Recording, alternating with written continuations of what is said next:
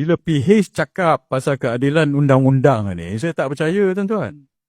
PH cakap pasal benda ni, sebab kalau orang lain sampai ke habis pergi bicara, tapi tiba-tiba, so saya tengok Anwar Ibrahim cakap apa? Dia kata dulu nak benteras rasuah, nak membenteras, membersihkan kerajaan daripada rasuah. Tuan-tuan percaya, tuan-tuan? Sekali dia bukan mungkin betul lah dia nak membersihkan kerajaan daripada rasuah. Orang yang ada kes tiba-tiba jadi tak ada kes. Itu tuan-tuan. Mungkin itu maksud dia. Apa Anwar Ibrahim macam ini? Kita bukan nak macam itu. Dulu dia kata kalau ada orang kes rasuah tak boleh ada dalam kabinet. Tetapi dia tak nampak sebelah tuan-tuan.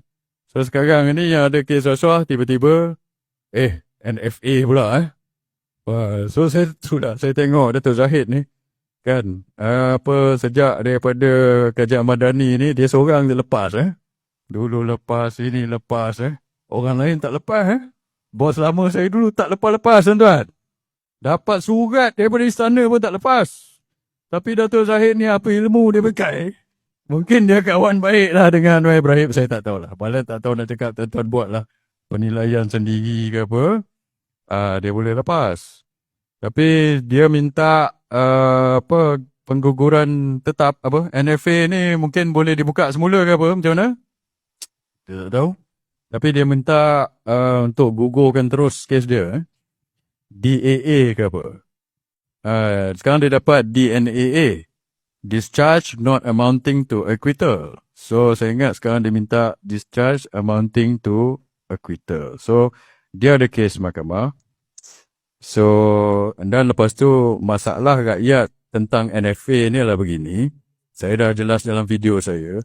Sebab dia dibebaskan oleh Peguam Negara. Bukan oleh mahkamah. Peguam Negara yang lepaskan dia. Peguam Negara ni part of executive. Direkomend untuk dilantik oleh Anwar Ibrahim. So, oleh kuasa politik dalam kerajaan. So, sebab itu pertimbangan bila rakyat nampak macam itu, persepsinya tak bagus lah. So, sebab itu kita nak, kalau boleh, memanglah dia ada kuasa untuk melepaskan. Tetapi, kalau kita nak nampak, orang kata, supaya undang-undang itu adil, persepsinya dan sebagainya, sepatutnya diteruskanlah perbicaraan itu di mahkamah sampai ke habis. Sebab macam orang lain lah.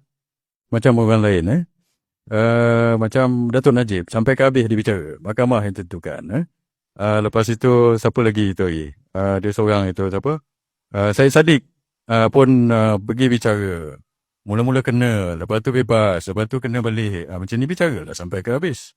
Saya ingat ada seorang lagi yang ahli politik yang dulu bila PH berkuasa, kes dia digugurkan di tengah jalan oleh Peguam Negara. Nama dia siapa? Lim Guan Eng. So sebab itu bila PH cakap pasal keadilan undang-undang ni, saya tak percaya tuan-tuan.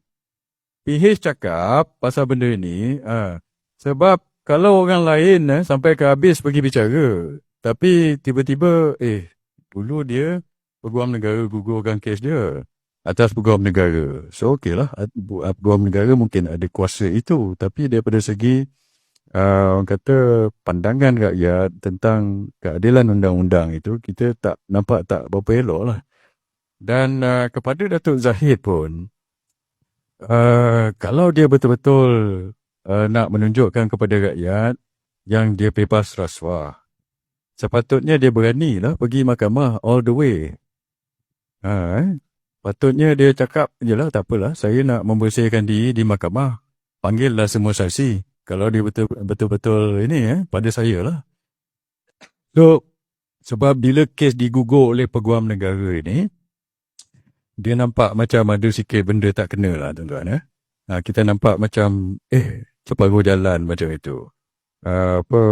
Saya tak tahu berapa orang saksi dipanggil. Tak salah saya, kes tu ada 99 orang saksi. So, sebab itu saya nak tanya Peguam Negara. 99 orang saksi ni semua dipanggil ke tidak? Macam dulu kes Lim Guan Eng, saya ingat saksi tak semua dipanggil. So macam mana tak semua habis saksi dipanggil? Tak salah saya lah, cek balik lah. Kalau saya salah, bagi tahulah. Tak salah saya lah. Tak semua saksi dipanggil, tiba-tiba kes digugur.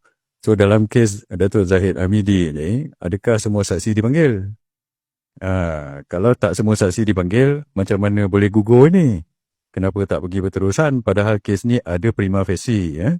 Bila kes ada prima facie, pergilah all the way to mahkamah untuk membersihkan nama. Dan bila mahkamah membuat keputusan, barulah rakyat lebih confident.